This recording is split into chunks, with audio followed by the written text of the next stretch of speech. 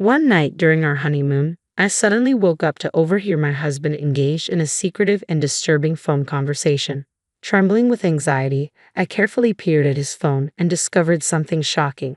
Realizing the gravity of the situation, I took his passport, packed my things, and flew back to New York alone, planning my next move against him.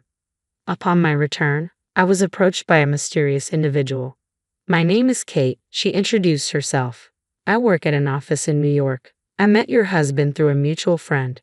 After a few dinners and realizing our chemistry, we married following a year of dating. Yuan is handsome and kind-hearted, but there was something that had been troubling me. My concern began as our wedding approached. Normally, Yuan came home later than I did, but one day when my overtime extended and I returned late, something felt off. I noticed a pair of women's shoes next to Yuan's work shoes, shoes that didn't belong to me. Suspicion grew as I overheard a conversation between a man and a woman.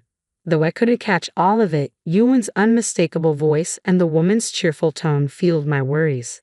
I quickly activated the video function on my smartphone and entered the living room, only to find Yuan and my mother-in-law there. "Oh, you're back. Welcome home, Kate," Yuan said, his tone apologetic. I was relieved to see my suspicions about infidelity were unfounded, but then another surprise awaited me. The room was filled with stacked cardboard boxes. Confused, I asked, "What's with all these boxes? What's going on?" "We're packing for a move," Yuan explained. "Mom is helping." "Moving where?" I asked, my head spinning. "You didn't mention anything about moving." "Oh, I assumed that after getting married, moving into our house was the next step," Yuan's mother said nonchalantly. "I wasn't informed of any plans to live with your parents," I protested. "This sudden change disrupts my vision of our married life. I can't agree to such unilateral decisions." My mother-in-law's response was casual. "Isn't it normal to live together after marriage? If that's an issue, you might as well consider divorce." Her words cut deeply. "It's easier for both of us to live here, especially if you ever need anything. It's a win-win," Yuan added. Feeling cornered between Yuan and his mother, I reluctantly agreed to move into their home. The transition proved incredibly stressful. Yuan's attachment to his mother became even more apparent. He constantly referenced her opinions, and most of the household chores were still managed by her. Whenever I cooked, he'd comment that Mom's cooking tastes better. It seemed my mother-in-law took pleasure in this dynamic, and my father-in-law remained silently observant, never engaging with me. I often felt undervalued in the house. What bothered me most was my mother-in-law's extravagant spending habits. The situation was more challenging than I had anticipated, and the strains on our marriage began to show.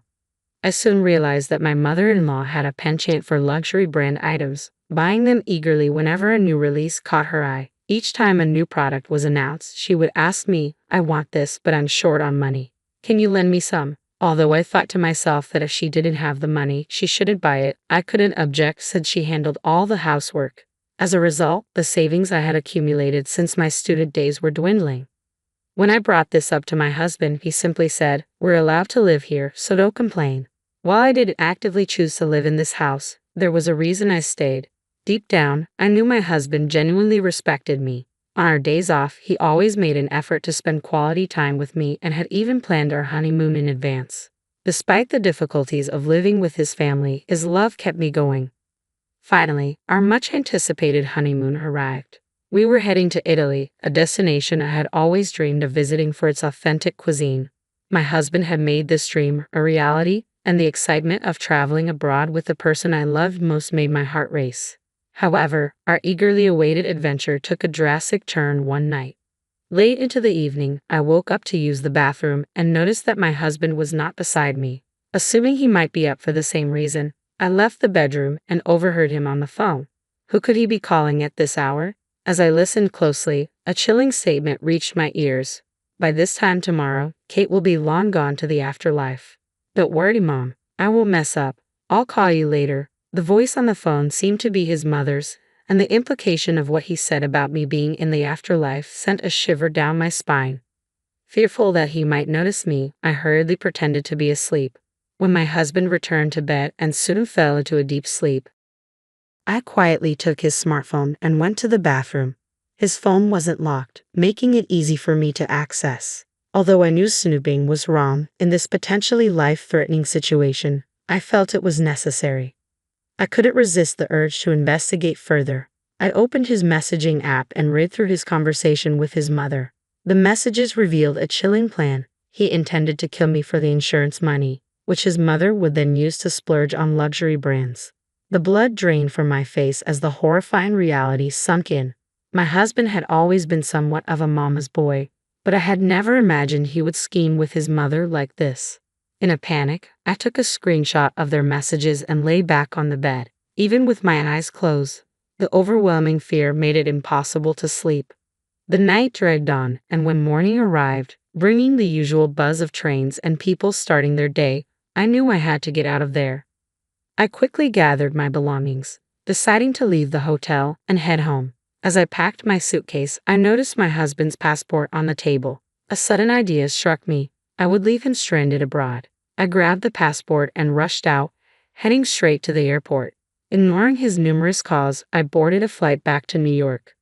Once home, I began preparing for my retaliation. I knew I couldn't return to the house where I lived with his parents, so I found a reasonably priced hotel in New York. I started collecting additional evidence and contacting lawyers. Whenever his parents were out, his mother at her craft class and his father golfing, I would sneak into their house to retrieve my belongings. My husband's relentless attempts to contact me went unanswered as I ignored them completely. One day, while packing my things at his parents' house, I thought I had a couple of hours before they would return.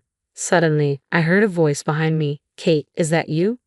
I jumped, startled to find my father-in-law standing there. He wasn't supposed to be back so early.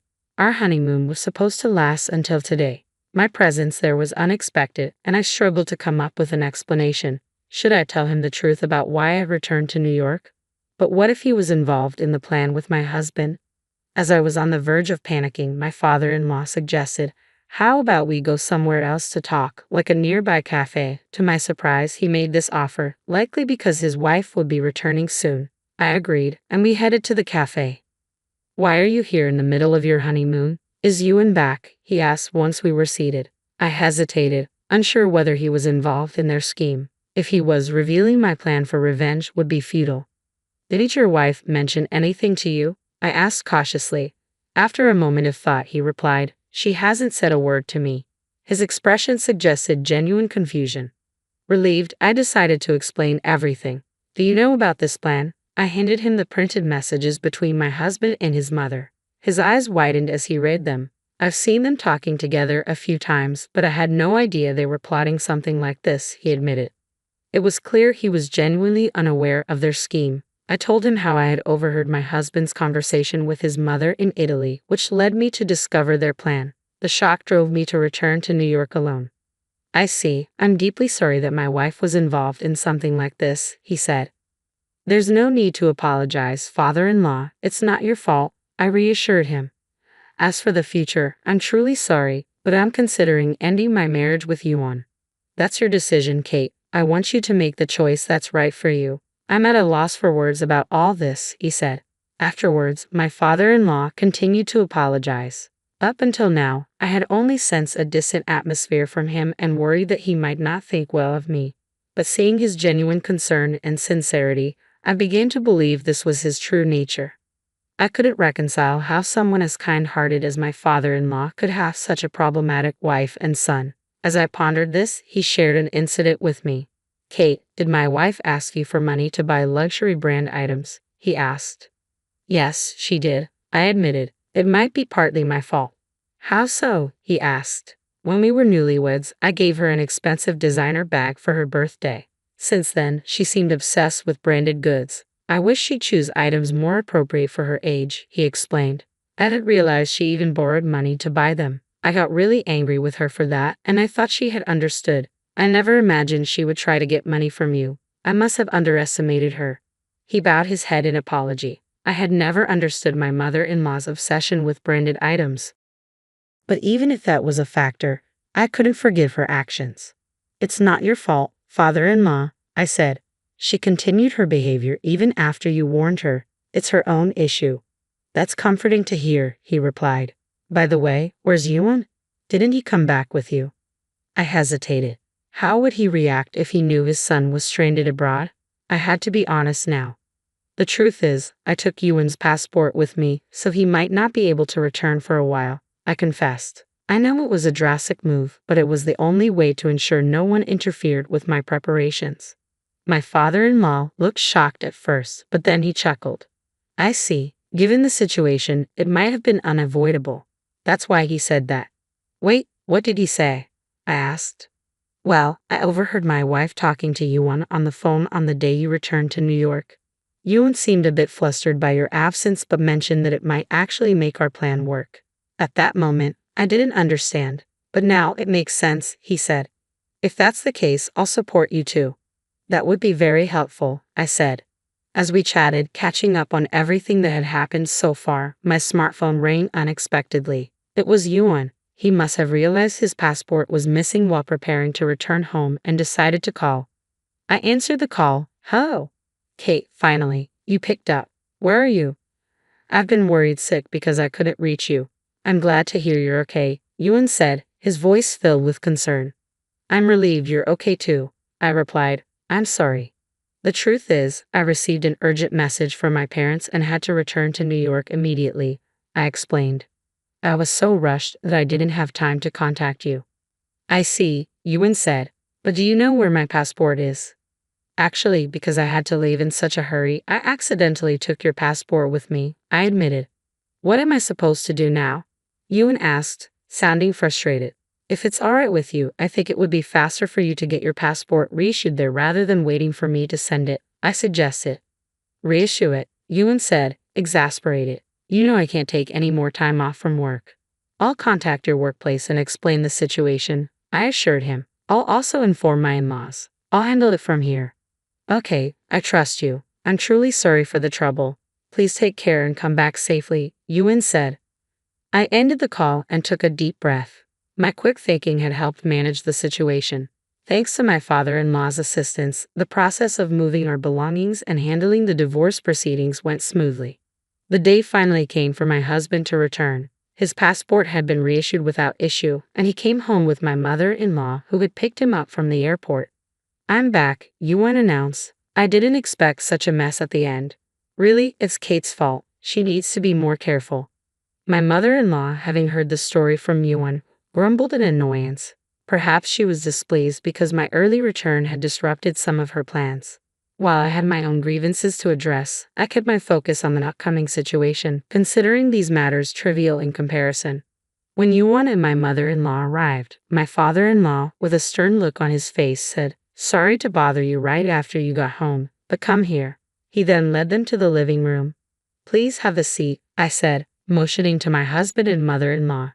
They looked slightly startled, but complied and sat down quietly. I fixed my gaze on them and began, You must be tired from the trip, but there's something important we need to discuss.